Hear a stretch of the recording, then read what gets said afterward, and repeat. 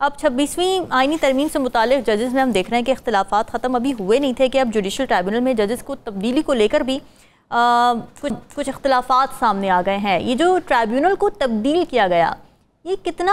قانونی ہے؟ کیونکہ اس کو تو غیر قانونی کہہ رہے ہیں جو ٹرائبونل ہٹایا گیا ہے اس کی طرف سے. بسم اللہ الرحمن الرحیم. 26ویں آئینی ترمیم جب سے آئی ہے 22 اکتوبر 2024 سے، اس وقت سے پاکستان کی اسپیشلی سپریم کورٹ اور ہائی کورٹس کے اندر آپ کو اس طرح کے ایونٹس جو ہیں وہ نظر آ رہے ہیں. کبھی آپ کو سپریم کورٹ کے اندر نظر آتا ہے کہ ان کے بردر ججز جو ہیں وہ اپنے ہی چیف جسٹس کے خلاف یا اپنے سے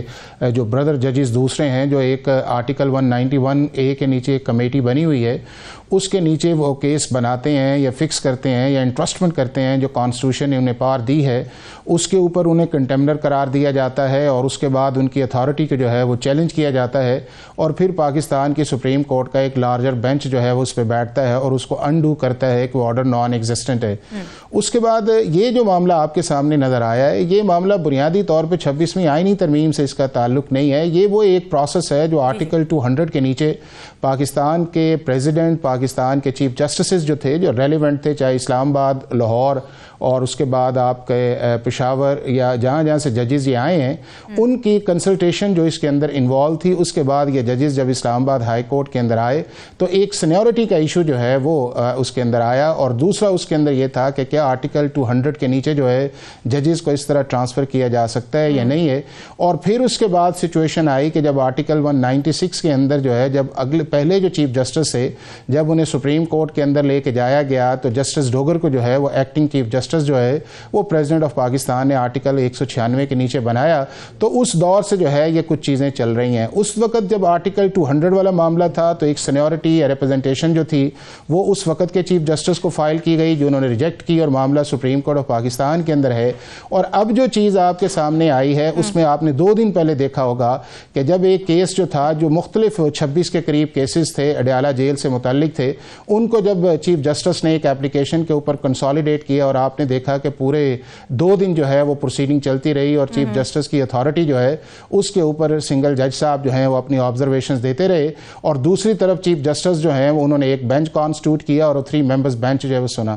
اب یہ جو معاملہ آیا ہے وہ یہ بنیادی طور پہ یہ ہے کہ کیا پاکستان کے اندر جو لا بنا ہے، جو پارلیمنٹ نے بنایا ہے 2016 کا سبارڈینیٹ جوڈیشری ایکٹ ٹریبیونل جو ہے، اس کے اندر چیف جسٹس جو ہے وہ بینچ کو ریکانسٹیٹیوشن کی ریکمنڈیشن پریزیڈنٹ آف پاکستان کو بھیج سکتا ہے. بالکل بھیج سکتا ہے. سیکشن 3 جو اس کا ہے اور اس کا سب سیکشن 3 جو ہے کہ اگر ایک چیف جسٹس جو ہے وہ اسے بھجواتا ہے تو پریزیڈنٹ آف پاکستان اس چیز کا پابند ہے کہ وہ نیا بینچ جو ہے وہ کانسٹیٹیوٹ کر دے. اور پاکستان کے آئین کے اندر ایکٹنگ چیف جسٹس کے یا فل چیف جسٹس جو ہوتا ہے اس کے اختیارات جو ہیں وہ ایک جیسے ہیں. لیکن چونکہ معاملہ اس وقت ایک ٹسل کا بنا ہوا ہے، یا جوڈیشری جو اسلام آباد اسپیشلی جو ہے اس کے اندر ججز کی ایک رفٹ آئی ہوئی ہے فار سو مینی ریزن، جس کو میں نے ارلی ایکسپلین کیا ہے، تو اس کے اوپر میرا خیال ہے کہ انہوں نے جو 3-4 آبزرویشنز دی ہیں جس کی طرف اشارہ کیا ہے وہ قانون اور آئین کے مطابق نہیں ہے. نمبر 1 انہوں نے یہ کہا ہے کہ جی ایکٹنگ چیف جسٹس کے یہ پاس اختیار نہیں ہے، تو سیکشن 3 کے اندر چیف جسٹس کے پاس اختیار ہے کہ وہ نیا بینچ کانسٹیٹیوٹ کر سکتا ہے،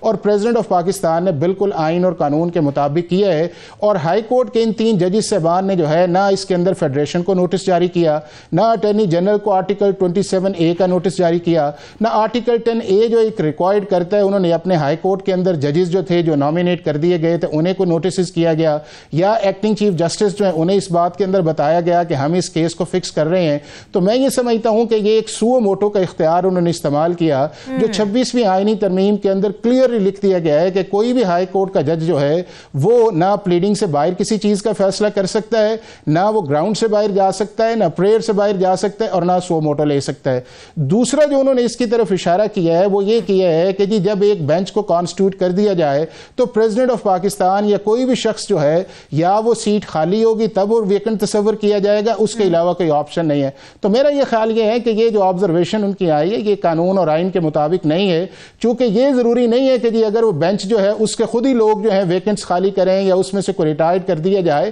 یہ اس صوبے کے چیف جسٹس کی ڈسکریشن ہے کہ کسی بھی وقت جو ہے کسی دوسرے ججز جن کو وہ لینا چاہتا ہو ان کی پہلی کانفرنس لے لے اور اس کے بعد جو ہے نیا بینچ جو ہے وہ کانسٹیٹیوٹ کر دے. تو میرا خیال ہے انہوں نے اس کے مطابق کیا. اور لیکن چونکہ ججز جو تھے ان کا آپ نے دیکھا ہے کہ انہیں اسی چیف جسٹس جو ایکٹنگ ہے ان کے متعلق ریپرزنٹیشن بھی ہے, ان کے متعلق یہ کہا بھی گیا ہے کہ یہ سارا پروسیس جو ٹرانسفر والا ہے یہ ایک کانسٹیٹیوشنل فراڈ ہے جو سپریم کورٹ کے اندر ان کے گئے ہیں. تو اس کانٹیکسٹ کے اندر دیکھا جائے تو یہ آبزرویشنز آئی ہیں. تیسرا جو اس کے اندر انہوں نے کہا ہے کہ جی جو یہ ججز ہمارے دوسرے ہیں ان کو ہم اس کے اندر امبیرس نہیں کرنا چاہتے. تو جب آپ نے وہ آرڈر کر دیا ہے جس کے اندر آپ نے پریزیڈنٹ آف پاکستان کا یا ministry of law and justice کا نوٹیفیکیشن بھی آپ نے سیٹ اسائڈ کر دیا, چیف جسٹس کی جو پار ہے آپ نے اس پہ بھی کر دیا, تو قانون اور آئین کے مطابق چیف جسٹس کا اختیار تھا ہے انٹل کہ 2016 کا ایکٹ جو ہے اس کو بدلا نہ جائے. اور یہ اس کے اندر انالوجی لینا کہ جی یہ ججز جو ہیں ان کو علیحدہ نہیں کیا جا سکتا اور اس کے لیے سپریم جوڈیشل کاؤنسل کی طرف فورم ہے.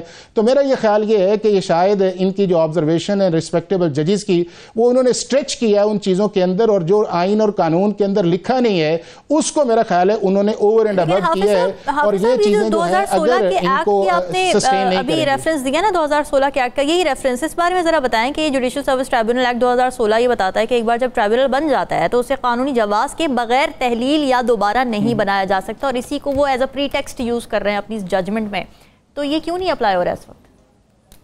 نہیں, اس کے اندر ایسی لینگویج نہیں ہے کہ جب ایک دفعہ بینچ بن جائے یا ٹریبیونل بن جائے تو اس کو آپ جو ہیں وہ دوبارہ بنا نہیں سکتے. دیکھیں نا اب 2024 کے اندر جب جنوری کے اندر یہ ٹریبیونل بنا تھا تو اس وقت بھی تو تھا نا جس کے اندر انہوں نے چینج کر کے ایک بینچ بنایا جو ہے. تو اب یہ کہہ دینا کہ جی ایک دفعہ بینچ بن جائے اور اس کو آپ ریکانسٹیٹیوٹ نہیں کر سکتے یا ریسٹرکچر نہیں کر سکتے, تو سیکشن 3 جو ہے اس کے اندر ایسی کوئی پروویژن موجود نہیں ہے کہ جس کی بنیاد کے اوپر آپ یہ کہہ سکیں کہ جی ایک دفعہ اگر بینچ بن جائے یعنی کہ ٹریبیونل بن جائے جو سبارڈینیٹ بنیادی طور پہ یہ ٹریبیونل جو ہے یہ اسی ہائی کورٹ کے نیچے جو سبارڈینیٹ جوڈیشری ہے اس کی جو ایپلیٹ فورم کے طور پہ کام کرتا ہے, اور اس کی اپیل جو ہیں اگر نیچے سے کوئی فیصلہ آتا ہے تو اس کو جو ہے پھر بعد میں آپ سپریم کورٹ آف پاکستان کے اندر لے کے جا سکتے ہیں. لیکن اس بنیاد کے اوپر انالوجی کے اوپر اس کو رد کر دینا پریزیڈنٹ آف پاکستان کے نوٹیفیکیشن کو یا اس کے بعد چیف جسٹس آف جو ان کے ہائی کورٹ کے ان کی پار کو اس طرح جو ہے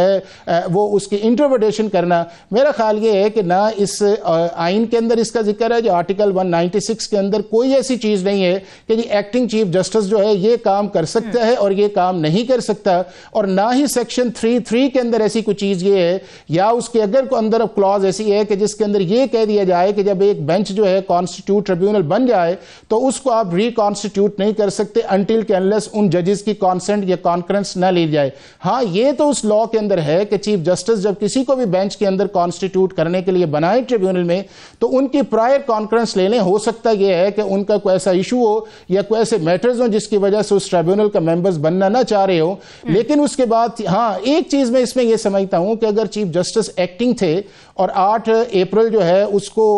چیف جسٹس نامینیٹ ہونے جا رہے ہیں جو بھی آتے ہیں اس معاملے کے اندر جس میں آپ کا سندھ ہے, پشاور ہے, اس کے بعد کوئٹہ ہے یا اسلام آباد ہائی کورٹ کے چیف جسٹس ہیں, تو تھوڑا سا اگر ویٹ کر لیتے تو ایسی کوئی بات نہیں تھی کہ 8 کو جو بھی چیف جسٹس آئے. اور ابھی بھی اگر آرٹیکل 175(5) کے اندر جو ہے سمری جو ہے وہ بنائی جائے گی یا موو کی جائے گی جو 8 اپریل کو ہے, تو اس کے اندر جو ہے انہوں نے 3 جو ہیں وہ 3 سینئر موسٹ ججز جو ہیں ان کے نام کو کنسیڈر کرنا ہے, اور اس کے بعد جس کو بھی وہ سمجھتے ہیں جو آپ کا جوڈیشل کمیشن ہے وہ ان میں سے کسی ایک جو ہے اس کو اسلام آباد ہائی کورٹ کا چیف جسٹس لگائے گا. تو میرا یہ خیال یہ ہے کہ جو ایک جوڈیشل ریسٹرینٹ کا مظاہرہ کرنا چاہیے اسلام آباد ہائی کورٹ کے چیف جسٹس کی طرف سے یا اسلام آباد ہائی کورٹ کے جو ججز ہیں وہ ایسی چیز نہیں ہے, اور وہ پھر ساری چیزیں جو ہیں وہ آرڈرز ریفلیکشن کی صورت کے اندر آتی ہیں. اب آپ دیکھیں نا کہ 18 کو آرڈر کیا گیا ہے اور 21 کو جو ہے اس